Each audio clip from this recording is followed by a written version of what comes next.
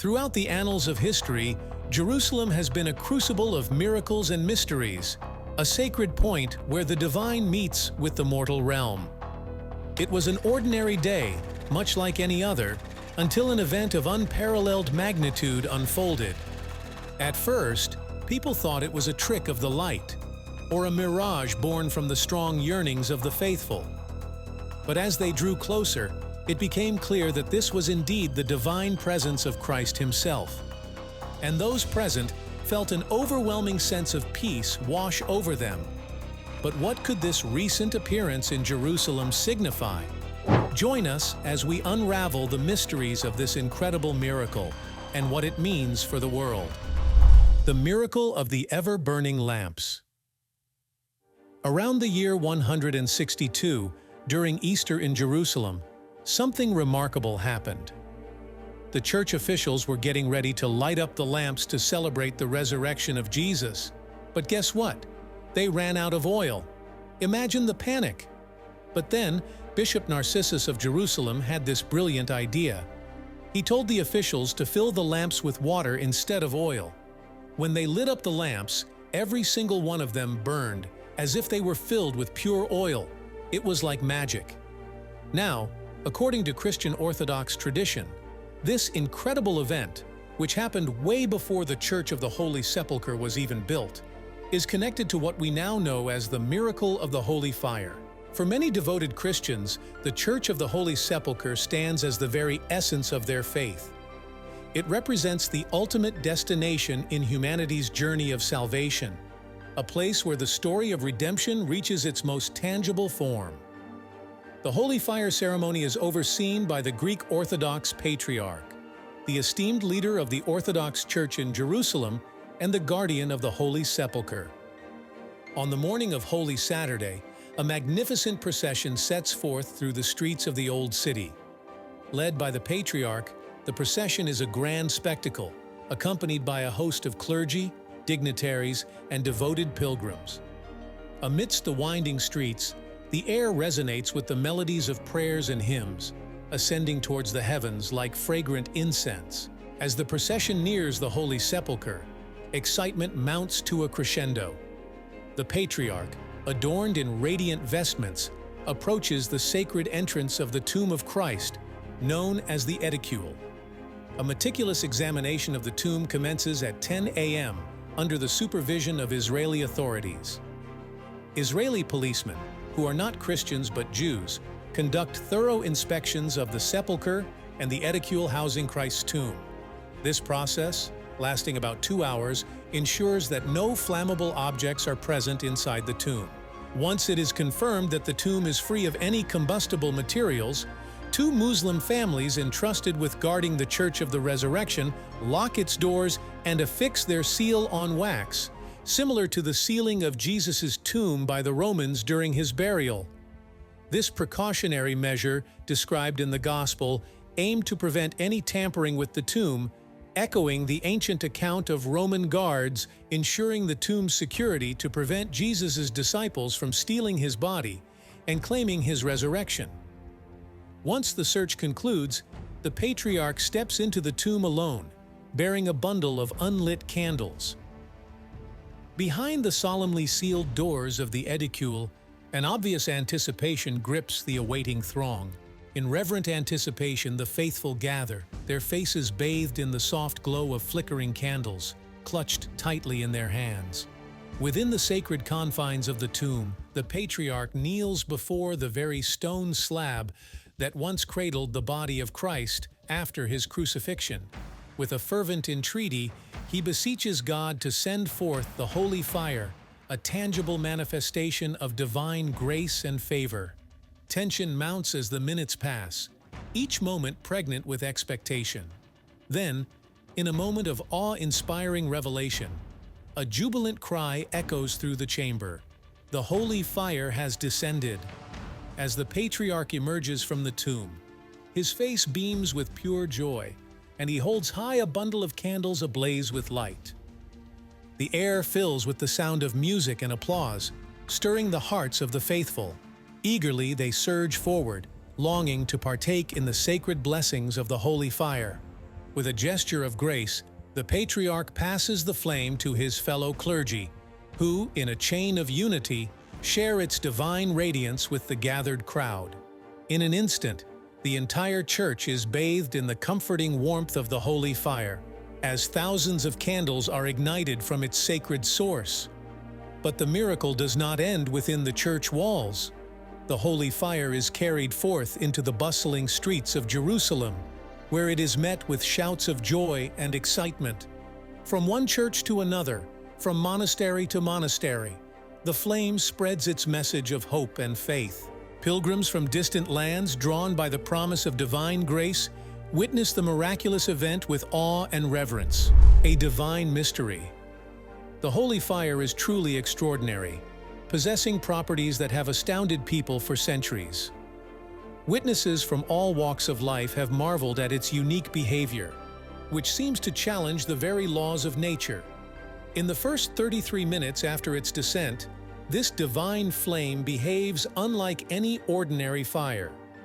Pilgrims who have experienced this miracle firsthand describe a surreal scene. During these initial moments, the flame feels cool to the touch, and it doesn't harm the wicks of the candles or even singe the hair and clothing of those who approach it. It's as if the fire recognizes the presence of the faithful and treats them with gentle care. In a bold display of trust, believers boldly pass their hands through the flames or even touch it directly to their faces, beards, and clothes, without suffering any harm. This astonishing phenomenon is widely interpreted as a clear sign of God's grace and protection, a tangible reminder of His miraculous power. However, the mystery deepens after approximately 33 minutes when the holy fire begins to transform. Suddenly, it behaves more like an ordinary flame, burning the candle wicks and posing a risk of injury if not handled with care.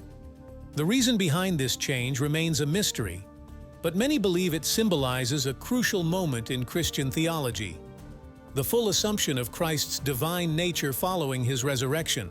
This concept of fire that does not hurt or consume is deeply entrenched in biblical narratives, drawing parallels to crucial moments in religious history. For instance, believers often reflect on the story of Moses, who encountered God in the wilderness through a burning bush that remained miraculously unharmed by the flames. This divine encounter served as a powerful symbol of God's presence and His call to Moses. Furthermore, some believers connect this phenomenon to the event of Pentecost, which occurred in 33 CE, just weeks after the resurrection of Jesus. According to Christian tradition, during Pentecost, tongues of fire descended upon the heads of Jesus' followers, symbolizing the outpouring of the Holy Spirit.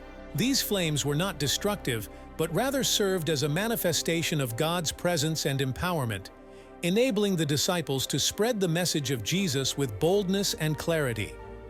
One pilgrim who attended the Holy Fire ceremony shared her remarkable experience. Initially, she approached the event with a fair amount of skepticism. After all, there have been instances where skeptics demonstrated that seemingly spontaneous fires can be created using substances like white phosphorus. Despite her doubts, she couldn't help but wonder if there might be something truly miraculous about the holy fire.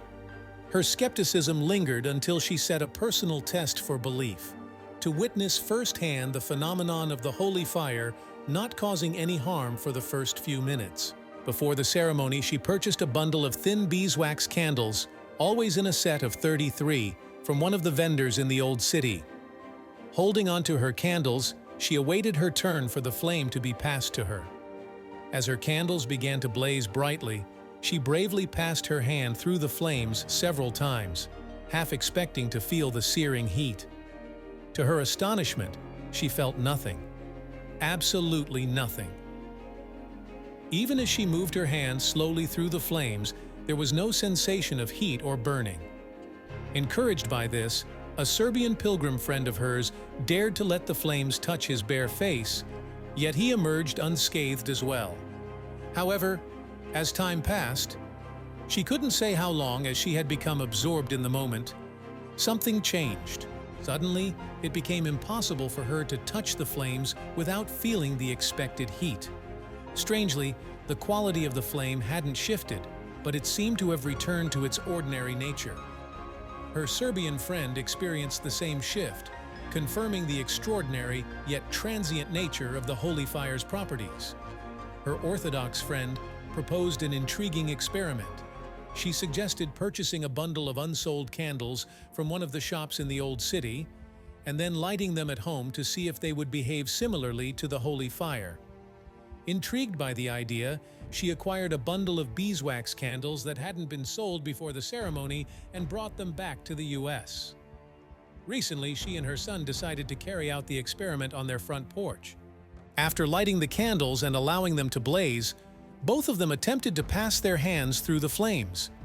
However, they found it too painful to endure for more than a moment, a stark contrast to the initial experience with the holy fire. Notably, these beeswax candles were untreated and entirely ordinary. Reflecting on this experience, she acknowledged the considerable skepticism and criticism surrounding the supposed miracle, with various explanations proposed, including candles soaked in white phosphorus. Nevertheless, she couldn't shake off the inexplicable phenomenon she witnessed in the church that day, a sentiment echoed by many others who shared similar experiences. The significance of the holy fire. Throughout the years, numerous scientific inquiries have delved into the holy fire, aiming to comprehend its unique characteristics and unravel its perplexing behavior. Some scientists propose that the fire might stem from a natural occurrence, like a sudden burst of energy or a chemical reaction. Yet such theories encounter skepticism from many believers, who emphasize the holy fire's consistent and predictable nature as evidence of its divine origin. They argue that if the fire were merely a natural phenomenon, it wouldn't manifest with such reliability year after year. On the other hand, alternative investigations delve into the psychological and cultural dimensions of the holy fire, probing into how the phenomenon is perceived and interpreted by devoted believers. Some suggest that the holy fire could be a collective religious experience, fueled by the shared beliefs and expectations of the community, which instill a profound sense of divine presence.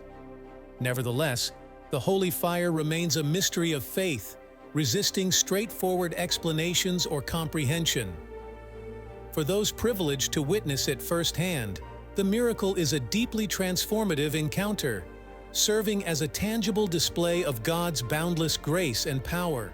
While science persists in its quest to scrutinize the holy fire's properties and origins, believers hold firm to the conviction that the miracle embodies the enduring truth of the Christian faith and reflects God's limitless love for His creation.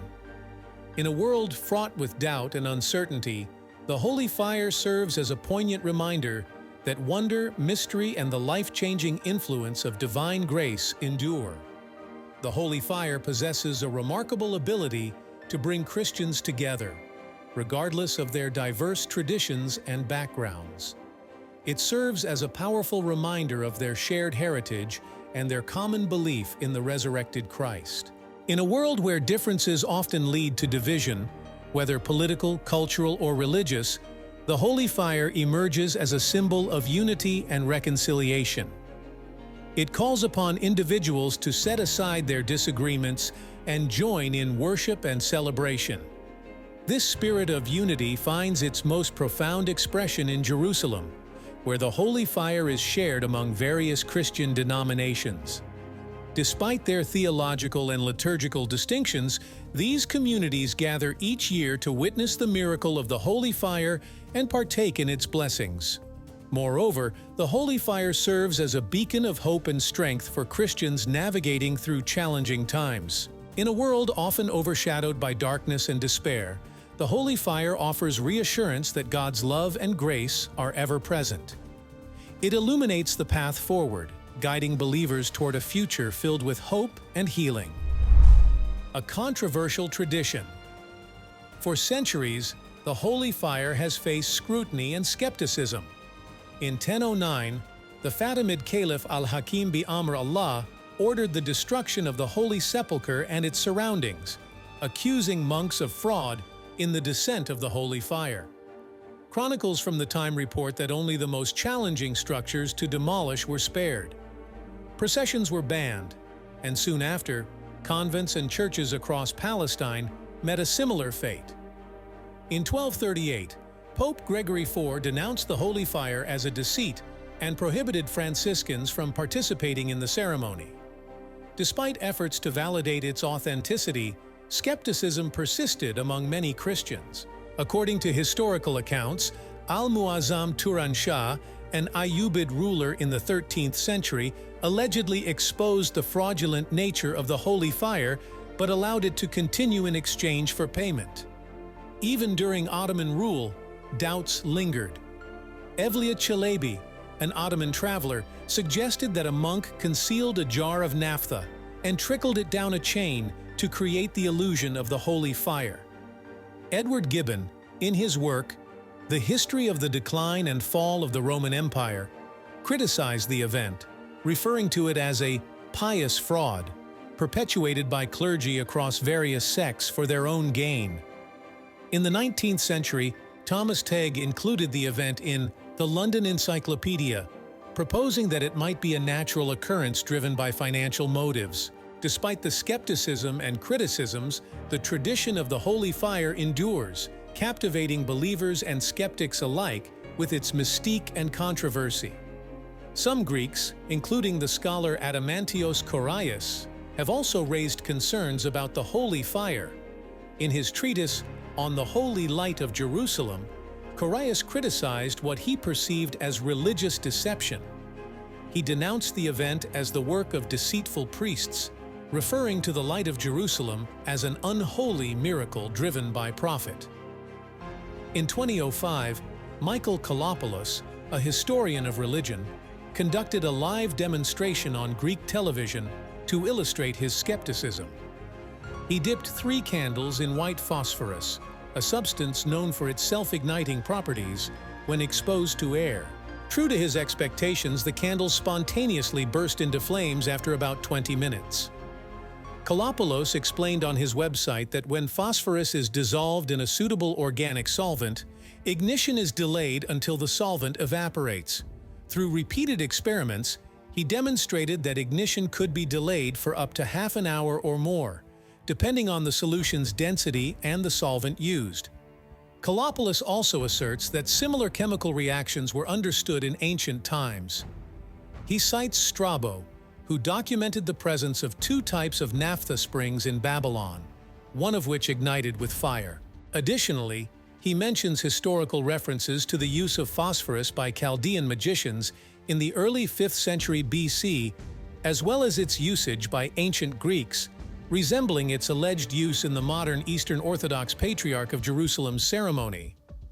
Russian skeptic Igor Dobrokotov extensively examined the evidence surrounding the supposed miracle on his website. This examination includes references to ancient texts and contemporary visual evidence. Dobrokotov, along with other critics like Russian Orthodox researcher Nikolai Uspensky and Dr. Alexander Musin of Sorbonne, scrutinized excerpts from the diaries of Bishop Porphyrius, which suggested that clergy in Jerusalem were aware of the fraudulent nature of the holy fire. In his book, journalist Dimitris Alekakos shares an interview with Archbishop Isidoros of the Patriarchate of Jerusalem.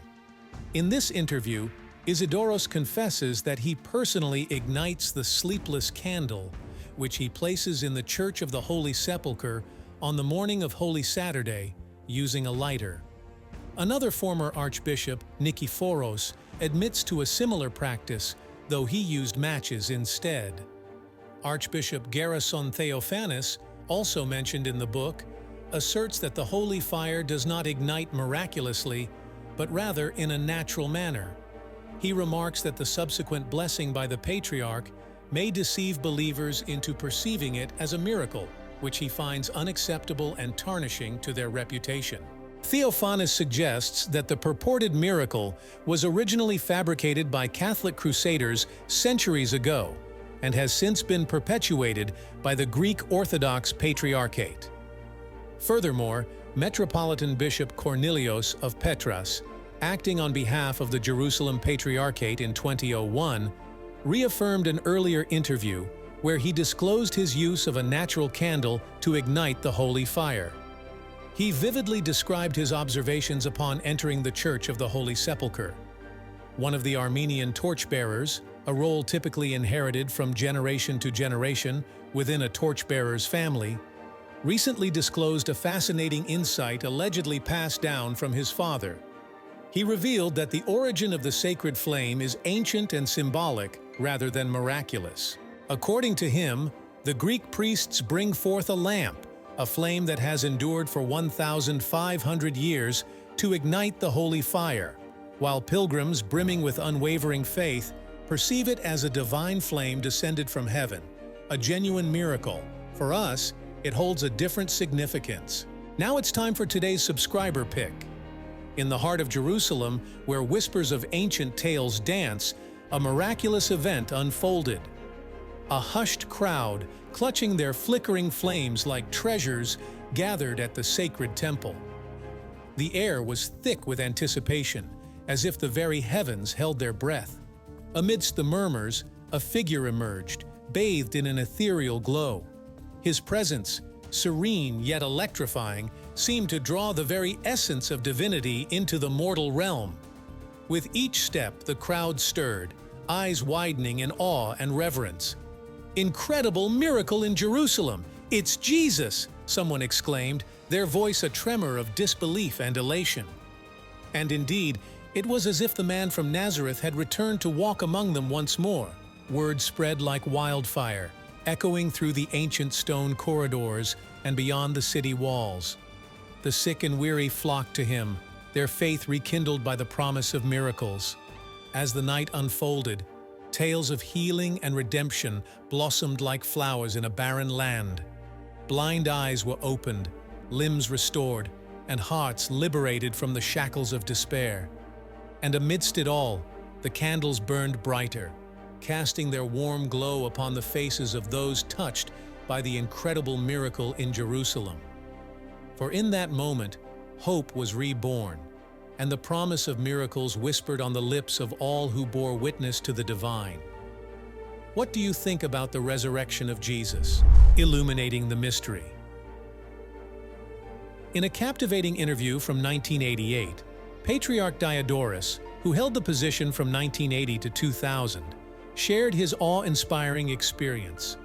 He described entering the tomb with a sense of holy reverence, kneeling before the very spot where Christ was believed to have lain after his death and risen again. Amidst the darkness, he navigated towards the inner chamber, where he knelt in profound prayer. Suddenly, a miraculous light emerged, casting an ethereal glow that seemed to emanate from the very stone on which Jesus lay. This light, often tinged with hues of blue but sometimes shifting in color, defied human description. It rose from the stone like mist from a lake, enveloping the chamber in a radiant, otherworldly glow. The light behaved differently each year, sometimes illuminating just the stone, and other times flooding the entire sepulchre with its brilliance. Non-Christian historical accounts also mention the emergence of a bright light from the sepulchre, further adding to the mystery and intrigue surrounding this sacred site. During Holy Saturday, as Christians gather around the tomb, the Sultan, the Imam, and the mosque's Amir also gather by the tomb, locking its door in solemn anticipation. They wait in stillness until a radiant light, similar to a pure white flame, emanates from within. With great reverence, the Sultan opens the door, entering with a candle which he lights from this divine flame. Astonishingly, the flame of this candle does not burn him. Passing it to the Imam, who then lights the mosque's lamps, the flame remains unchanged until it has been passed through 3 hands. Only then does it ignite and transform into a regular flame. Upon receiving the flame back, the Sultan is presented with a report, verifying the time and day of its descent. If the flame appears during a prayer hour, it signals a fertile year ahead. If it appears later, it foretells a year of scarcity. In response to claims that the holy fire involves white phosphorus, or a hidden flammable object, believers present several compelling arguments. Firstly, those who enter the tomb to receive the holy fire undergo thorough searches by non-Christian security personnel. These searches ensure that nothing is brought into the tomb that could ignite the fire. Similarly, the tomb itself undergoes inspection by non-Christian security, ensuring a controlled environment for the ceremony. Moreover, white phosphorus wasn't discovered until the late 1600s, yet accounts of the holy fire date back centuries. It's unlikely that such a phenomenon would suddenly appear after the discovery of white phosphorus. Additionally, sustaining a steady supply of white phosphorus to the same location annually for centuries without detection seems impossible. There are no historical records of such shipments or mishaps associated with white phosphorus handling. Furthermore, white phosphorus emits toxic fumes when self-ignited, yet there are no historical reports of people suffering from exposure to these fumes, nor are there reports of immediate burns from contact with the holy fire, as would be expected with white phosphorus. Lastly, a flame ignited by white phosphorus would burn objects immediately upon contact. However, the holy fire exhibits a delay in burning, inconsistent with the characteristics of white phosphorus ignition. Considering these points collectively, it seems unlikely to believers that the holy fire is ignited using white phosphorus or any other flammable substance concealed by the Archbishop. A harmony of science and faith. Recently, some scientific experiments have delved into the supernatural phenomenon of the holy fire. Father Gadi Zarid, chairman of the Association of Orthodox Christian Scientists, conducted pyrometer measurements to gauge its temperature. In 2016, he observed that the temperature was lower at the initial measurement and then rose after 15 minutes. Zarid shared his personal experience, noting that he immediately measured the temperature of the holy fire upon its descent and found it to be around 42 degrees Celsius. He even washed his face with the fire, experiencing no burns. Later, he remeasured the temperature, which had surged to 320 Celsius. Convinced of the divine nature of the holy fire, Zarid sees it as a manifestation of God's grace and mercy, intended to preserve and fortify faith. The unique properties of the holy fire have intrigued scientists, leading them to explore concepts like low-heat plasma. Plasma, characterized by ionized particles, is abundant in the universe and is associated with stars and interstellar gas. On Holy Saturday in 2008, André Voul, a doctor of philosophy in physics and mathematics, positioned himself near the Holy Sepulchre to record electromagnetic radiation at specific frequencies.